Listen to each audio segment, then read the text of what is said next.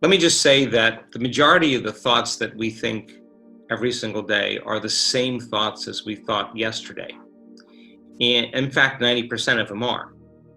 And the same thoughts leading to the same choices leading to the same behaviors creating the same experiences, and the same experiences producing the same feelings and emotions begins to cause our biology to become very similar, very same. And the repetition of that and firing and wiring then creates automatic programs in the brain and body. And 95% of who we are is a state of unconscious or subconscious programs where we've done something so many times that the body now can actually do it automatically without the conscious mind. So then if you truly wanted to change and you understood that your personality creates your personal reality, and your personality is made up of how you think, how you act, and how you feel. And the present personality who's listening to this call has created the present personal reality called their life. That means if they wanted to create a new personal reality, a new life, they would have to begin to change their personality. They'd have to change themselves. And most people then try to create a new personal reality as the same personality. It doesn't work. So then if you're sitting in your meditation and you ask yourself the question, who do I want to be when I open my eyes? What is the greatest expression of myself? And you said, okay, let me remind myself of how I no longer want to think.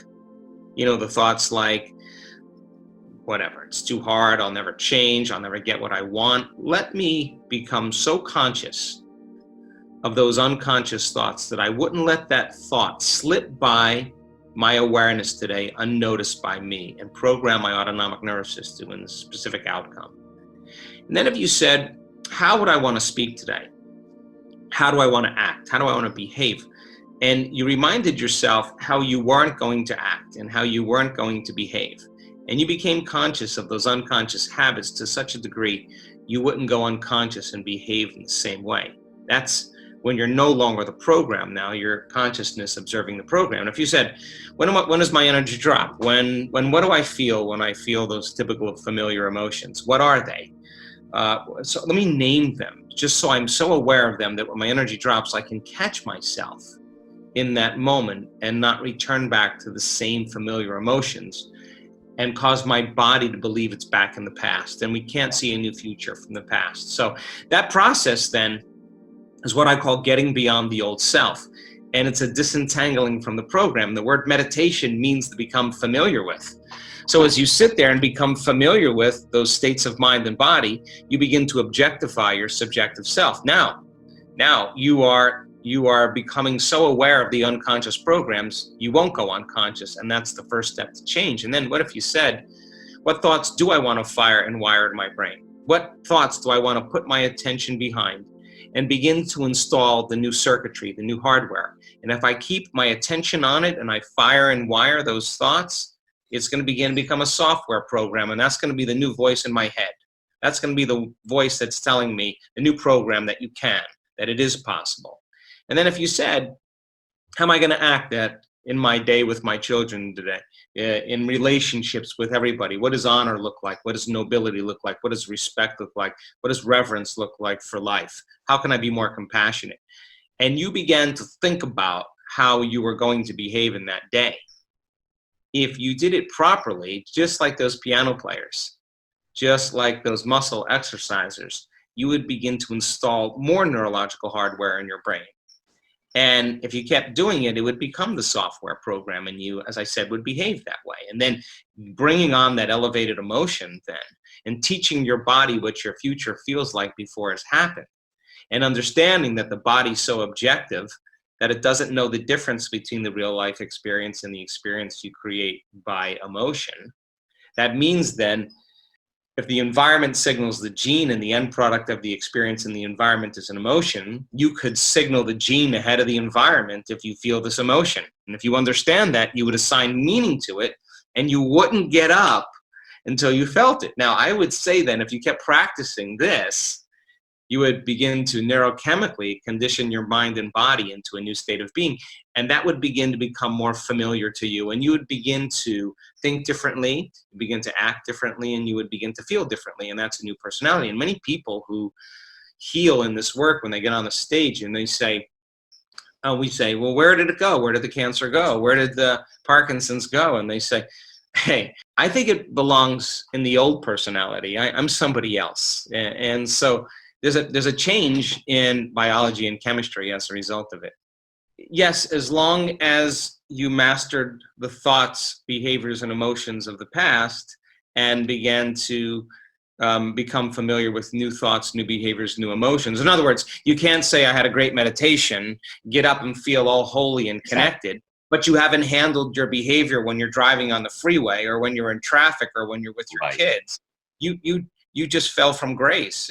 You just disconnected from the new personality and you're back to the old personality. And if you say, oh my God, it's that person or that circumstance in my life that's making me feel and think this way, then we're back to being victims in our lives, saying that that's what's controlling my feelings and thoughts.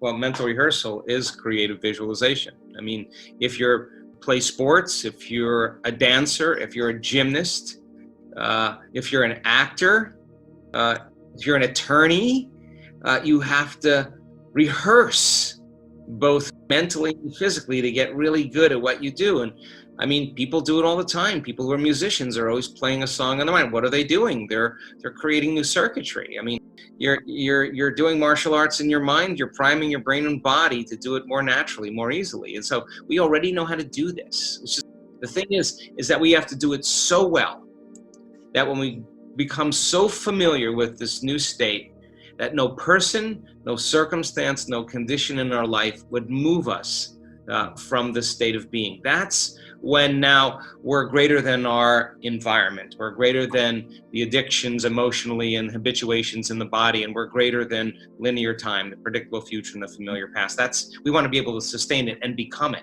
Meditation, number one, means to become familiar with, but transformation and change means, as I said, to be greater than your environment.